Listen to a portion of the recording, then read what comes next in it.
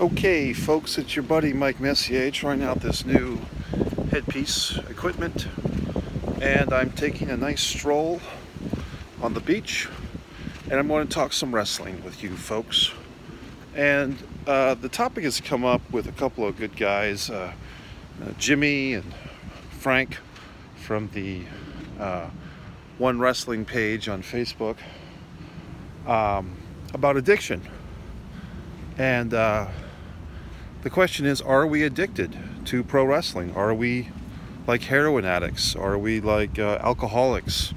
Do we have this need for, WWE specifically, but you could carry that to professional wrestling in general. Even if we are not particularly enjoying the wrestling, even if we're disgusted by how they treat Starrcade or how they don't push Drew McIntyre to his fullest potential, or how they misuse certain characters, whether it's Daniel Bryan or The Fiend or whoever, are we as commoners, as fans, are we somehow addicted to this nonsense? And if so, is that a good thing, a bad thing, just a thing? Is it ambivalent? And all I can tell you is, for my own life, I've made some major changes.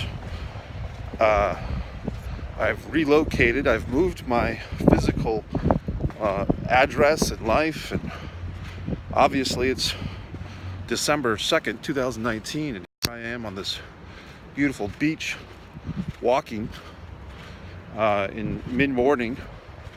So you can see that I've done things to escape from the northeast cold and storms and depression that comes for 5 or 6 months a year with New England weather. I've done things to raise the game of my own life. Now this pro wrestling thing, the time we spend on that pro wrestling, especially WWE, because that seems to be the topic that a lot of us are sharing. WWE doesn't do the very best they can with all the talent they have, all the wrestlers, male wrestlers, female wrestlers. I don't even know if the 205 Live is still active as a separate entity. But if there's this wonderful, water, I mean, we could all be on a boat right now. We could all be swimming, frolicking. These birds, they're not watching wrestling. These birds have no interest in what, Ricochet is up to. But for some of you people that are very intelligent, you're deep into your 30s, your 40s, your 50s, your 60s, you've been watching wrestling, especially WWE. It continues to provide lackluster entertainment. It continues to disappoint, disgruntle, upset you, piss you off, sadden you, depress you, and yet you still watch. And whether it's, you can say, oh, well, I tape it and I fast forward to the commercials, or I DVR it, or I only watch the YouTube highlights. All different steps to weeding off that 3-hour time vampire every Monday night and Fridays. I mean, are you supposed to stay home on a Friday night and do nothing and sit there and watch god-awful wrestling, god-awful WWE sports entertainment? They don't even call it wrestling.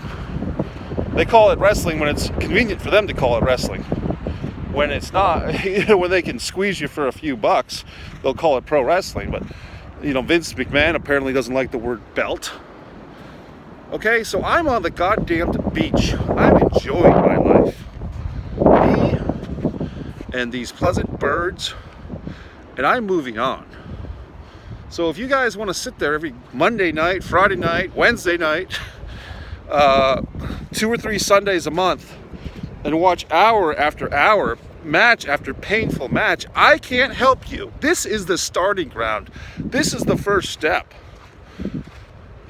So we're going to try to get through this together.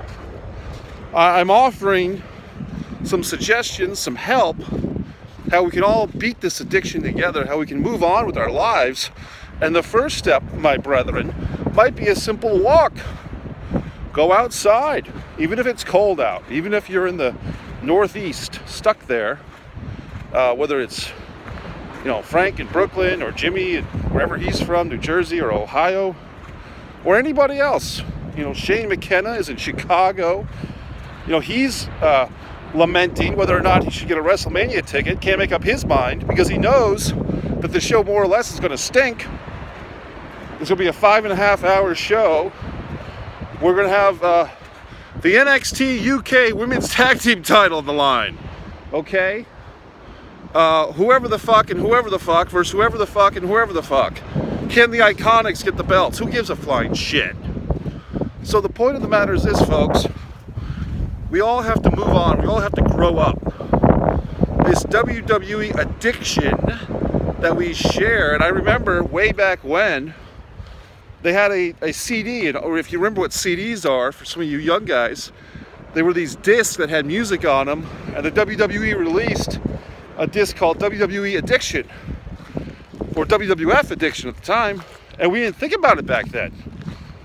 But it was an addiction, and I remember a sign, a prolific sign in the audience once, in the middle of the Monday Night Wars, where the WWE was getting a heavy lead, and the sign said, "Eat, breathe, sleep, WWF." Well, those days are long gone, folks. We've moved the fuck on. So CM Punk might get a lot of money and might keep you interested in watching him talk, but I'm telling you the fucking truth. It's time to quit this addiction, and it all starts with a simple walk in the sun.